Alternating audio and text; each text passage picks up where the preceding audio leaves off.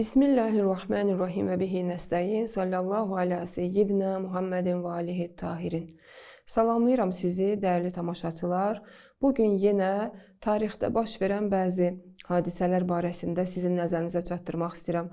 Hansı ki, doğrudur ki, bir çox insanlar ola bilər ki, bu barədə bilirlər, mütaliə ediblər, amma çox da dərin və geniş izah etməmiş ola bilərlər. Çünki müxtəlif formalarda biz minbərlərdən bu tarixi fakt barədə eşitmişik, amma qısaca eşitmişik. Mən istəyirəm bunu məhz sənədlərin özündən sizin üçün tərcümə edib nəzərinizə çatdırım və burada da önəmli bir tarixdən nöqtəni götürək, öz həyatımızda tətbiq edək ki, bizə ibrət olsun, dərs olsun. Biz tarixə baxdığımız zaman, əlbəttə qeyd edəcəyim mənbələrdən Əl-Vafi bil-Vafiyyət kitabı, Lisanul Mizan kitabı və Biharul Ənvar kitabları sənəd kimi istifadə olunur. Mən bəzən sənədləri vaxt yetişmədiyi üçün qeyd etmirəm və bu zamanda insanların bəziləri düşünürlər ki, bunlar sadəcə uydurma və nağıllardır. Halbuki bunlar tarixi kitablarda, hədis kitablarında, mötəbər mənbələrdə qeyd olunmuş, sənədli, sübutlu faktlardır. Və bugün də o faktlardan birini istəyirəm ki, bu xanımın əzadarlıq günlərində, Həzrəti Zəhranın əzadarlıq günlərində sizin nəzərinizə çatdırım ki, özümüz üçün tarixdən bir ibrət götürək. Tarixdə qeyd olunur ki, Əhl-i Sünnənin birinci xəlifəsi ilə ikinci xəlifəsi öz hökumətlərini qurub, hökumətlərini möhkəmlətdikdən sonra onlara qarşı çıxan şəxslərin də susturduqdan sonra insanların fikrini özlərinə cəlb etmək üçün, diqqətlərini cəlb etmək üçün, razılıqlarını əldə etmək üçün xala-xətrin qalmasın deyə deyirlər bizdə el arasında. Və tarixdə də bu cür qeyd olunub ki, insanların qane etmək üçün istəyirlər ki, bir Həzrəti Zəhranın yanına gedib onun qəlbini ələ alsınlar. Və insanları bu şəkildə sanki aldatsınlar, gözlərini bağlasınlar. Çünki hamı bu hadisənin şahidi olmuşdu, qorxu üzündən bəzi insanlar susurdular. Və bilirdilər ki, Həzrəti xanım Fatimə-i Zəhra onları qəbul etməyəcək.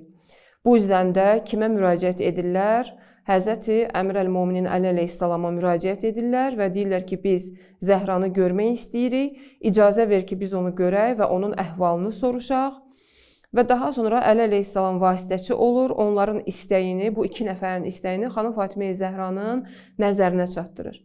Və deyir ki, ey azadə qadın, filan kəs və filan kəs qapının arxasındadılar və səninlə görmək istəyirlər, səni görmək istəyirlər və sənin nəzərin nədir? Görüşmək istəyirlər, sənin nəzərin nədir? Həzrəti Fatimə-i Zəhra cavabında deyir ki, bu ev sənin evindir və mən də sənin həyat yoldaşınam. Hər nə cür sən düzgün bilirsənsə, düz bilirsənsə, o cürdə əməl elə. Əli əleyhissalam da bu iki nəfərin israrı ilə, yəni təkidi ilə, çox ki israr edirdilər Əli əleyhissalama, bunların israrı ilə xanıma deyir ki, öz örpəyi ört, məqnəvi ört, onlar qapı arxasındadılar, mən onlara daxil olmağa icazə verim. Xanım örpəyini örtür, yəni tarixdə bu qədər nöqtə bə nöqtə qeyd olunub ki, öz hicabını örtür, məqnəsini örtür və üzünü divara tərəf çevirir. Gələn şəxslərə tərəf yox, yəni sanki qonaq qarşılayan kimi yox, o insan necə ki qırğın olur, necə ki xoşlamadığı bir şəxs daxil olur evə, o zaman üzünü divara tərəf çevirir və elə dayanır. Və bunlar daxil olanda Əli əleyhissalamla bir yerdə daxil olurlar, xanım məqnəsini örtür, üzü divara tərəf dayanır və onlar daxil olandan sonra salam ki verirlər xanıma. Salam verdikdən sonra belə deyirlər ki, bizdən razı ol ki, Allah da səndən razı olsun. Biz qəbul edirik ki, sənə sitəm etmişik, yəni sənə zülm etmişik. Amma səndən əfv və bəxşiş istəyirik. Sənin bizi bağışlamağını istəyirik. Həzrəti Zəhra salamullah aleyha onlara belə buyurur cavabında. Yəni, xanımın burada bir hədəfi, bir məqsədi olur ki, buyuracağı sözlərlə tarixdə bütün insanlara olmuş hadisələri çatdırsın, həqiqətləri çatdırsın və insanlar qafil olmasınlar. Və İnsanlara istəyir bu nöqtə ilə başa salsın ki, hər baş verən hadisəni keçmək və güzəşt etmək olmaz.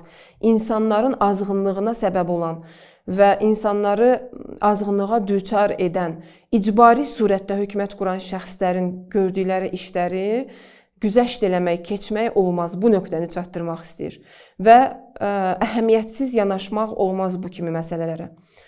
Və öz sözünə Peyğəmbərin sözü ilə davam eləyir. Peyğəmbərin sözünü xatırladaraq davam edir. Onlara deyir ki, əgər siz düz deyirsinizsə, yəni bağışlanmaq məsələsində, əgər siz düz deyirsinizsə, bir mövzunu sizə çatdıracağam və sizdən bir sual edəcəm ki, bilirəm ki, onun cavabını düzgün versəz, onun cavabını bilirsiniz və əgər mənim cavabımı düz versəz, yəqinim var ki, yəni nələr baş verəcək, nələrin baş verəcəyinə yəqinim var. Onlar da deyirlər ki, hər nə nəzərin varsa, hər nə sözün varsa, buyur, soruş. Xanım Fatimə Zəhra cavabında buyurur. Sizi and verirəm Allaha.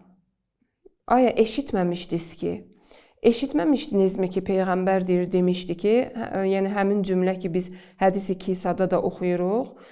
Peyğəmbər demişdi ki, Fatimə mənim bədənimin bir hissəsidir. Fatimətu bəzətun minni fəmən əzəhə fəqəd əzəni. Deyir ki, Fatimə mənim bədənimin bir parçasıdır və hər kim ona əziyyət etsə, mənə əziyyət etmişdi. Sual verir. Deyir, siz eşitməmişsiniz, bu sözü Peyğəmbərdən eşitməmişdiniz. Onlar da cavabında deyir ki, bəli. Niyə? Eşitmişdik. Və bu zaman xanım Fatimə Zəhra iki əllərini asimana tərəf qaldırır, Allaha qaldırır və bu cür başlayır şikayət etməyə. Deyir ki, ilahi, bu iki nəfər bizi əziyyət ediblər. Mən şikayət edirəm sənə və sənin Peyğəmbərinə. Mən bunlardan şikayət edirəm sənə və sənin Peyğəmbərinə. Sonra deyir, xeyr, Allaha and olsun ki, mən heç vaxt sizdən razı olmamışam və olmayacam. Yəni, sizdən razı deyiləm və razı olmayacam ta o günə qədər ki, atam Peyğəmbərin yanına gedəm və bu zülmü, bu sitəmləri, mənim haqqımda etdiyiniz bütün zülmləri və sitəmləri ona çatdıram və o da sizin haqqınızda qəzavət eləsin. Bu cür yəni deyir. Bu yerdə Əhl-i Sünnənin birinci xəlifəsi çox narahat olur və başlayır şivən salıb vaveyla eləməyə. Yəni, səs-küy salmağa, vaveyla eləməyə, çünki bilir ki, qarşısındakı şəxs kimdir və əgər əlini açıb Allahdan nifrin eləsə, nə cür olacaq? Və ikinci xəlifə, Əhl-i Sünnənin ikinci xəlifəsi cavabında belə deyir. Ey Peyğəmbərin xəlifəsi, Əbu Bəkrə deyir ki, ey Peyğəmbərin xəlifəsi, heç yeri var ki, sənin kimi bir şəxs, sənin kimi bir xəlifə, bir qadının sözü ilə bu qədər səs-küy salsın. Və bu məsələdə bir nöqtə var ki, burada yəni ikinci xəlifə Peyğəmbərin qızını ki, Peyğəmbər o qədər sifariş etmişdi və imamların anası idi, ümmətin anası idi, Allahın övliyası idi, mələklər ona nazil olurdu, qarşı tərəfə adi bir qadın kimi, yəni adi bir qadın kimi, sadə bir qadın kimi çatdırır. Sanki xanım Fatimə Zəhra öz nəfsindən hansısa bir sözləri deyirdi, yersiz hansısa bir nifrin edirdi və narahat olmağa dəyməz kimi. Və xanım Fatimə Zəhra isə ardıcıl olaraq təkrar deyirdi ki, and olsun Allaha, hər namazımda, birinci xəlifəyə işarə eləyir, deyir ki, hər namazımda sənə nifrin edirəm. Hər namazımdan sonra sənə nifrin edirəm. Buxari öz səhihində yazır ki, yəni Peyğəmbər vəfat etdikdən sonra xanım Fatimə Zəhra gəldi, öz mirasını tələb elədi ondan, yəni birinci xəlifədən mirasını tələb elədi və o da qayıtdı, dedi ki, cavabında, mən Peyğəmbərdən eşitmişəm ki, Peyğəmbər deyib ki, bizə miras yetişməz və xanım Zəhra ta axıra qədər daha onunla heç vaxt danışmadı, ta ki, vəfat elədi. Yəni, dünyasını dəyişdi.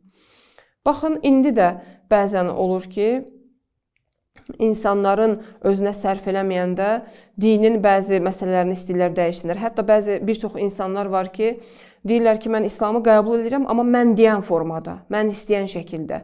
İslam mənim şərtimlə, mənim dediklərimlə. Bəs deməli, tarixdən biz bunu öyrənməliyik ki, bunu ibrət götürməliyik ki, o kəslər ki, həqiqətən xanım Fatimə Zəhranı əleyhissalamı istəyirdilər, onlar həqiqətən də axıra qədər onların yanındaydılar, bu həzrətlərin yanındaydılar. Xanımın dəfnində iştirak etdilər. O kəslər ki, xanımın səsinə cavab vermədi, çağırışına cavab vermədi, zülmünə göz yumdular, bəs onlar heç bir Əhl-i Beytə, Peyğəmbərə, Allaha məhəbbət iddiası edə bilməzlər. Məhəbbətin şərti məvəddətdir, yəni əməldə göstərməkdir. Bu tarixin özündə qeyd olunmuş hadisələr idi ki, mən bunu sizin üçün bugün nəzərinizə çatdırdım ki, biz də tarixdən ibrət götürək, belə olmasın ki, biz də sözdə Əhl-i Beyti sevənlərdən olaq. Həqiqət isə bundan ibarətdir ki, bugün Peyğəmbərin bizdən gözlədiyi əməldə məhəbbətdir, nəinki bizim sözümüzdə məhəbbət. Hətta balaca uşağa belə məhəbbət göstərəndə, amma əməldə uşağa əl qaldıranda və yaxud hansısa bir hədiyyəni söz verib almayanda uşaq belə bizim məhəbbətimizə inanmaz. O yüzden də gəlin tarixə diqqətlə yanaşaq, tarixdən ibrətlər götürək, nümunələr götürək ki, biz də bu cür bəlalara düçar olmayaq inşallah. Allah aqibətimizi xeyirli etsin, aqibətinizi xeyirli etsin. İnşallah ki, sizi Allaha əmanət edirəm. Gələn dəfə görüşmək ümidi ilə.